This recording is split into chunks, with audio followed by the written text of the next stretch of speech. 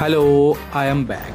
আজকে আমার অফিসের অফ ছিল, তাই দেরি না করে বেরিয়ে পড়লাম আমার গন্তব্যের উদ্দেশ্যে, যেখানে আমি অনেক দিন ধরেই যাওয়ার ইচ্ছা ছিল।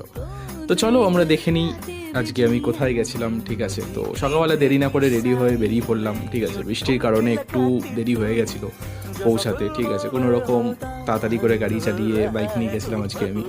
করে পৌঁছে গেলাম আমি আজকে দাদা বৌদি রেস্টুরেন্টে, যেটা আমাদের ব্যারাকপুরে রয়েছে। আমার অনেক দিন ধরে সেখানে যাওয়ার ইচ্ছা ছিল, প্রায় কোনো কারণে যাওয়া হচ্ছিল না, যেতে পারছিলাম না। ঠিক আছে, কোনো না কোনো কাজ পড়েই যাচ্ছিলো। তো ফাইনালি আজকে আমি পৌঁছে গেছিলাম আমাদের দাদা বৌদি রেস্টুরেন্টে। সেখানে গিয়ে জমিয়ে আজকে খাবার খেয়ে, যেহেতু অফ ছিল, ছুটির দিন, দুপুরে লাঞ্চের প্ল্যান নিয়ে বেরিয়েছিলাম।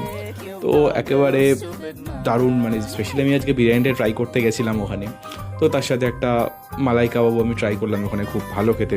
সবাই তোমরা ট্রাই করতে পারো সেটা সেখানে। তো সব মিলে বেশ আজকে দিনটা সুন্দর গেল ওখানে।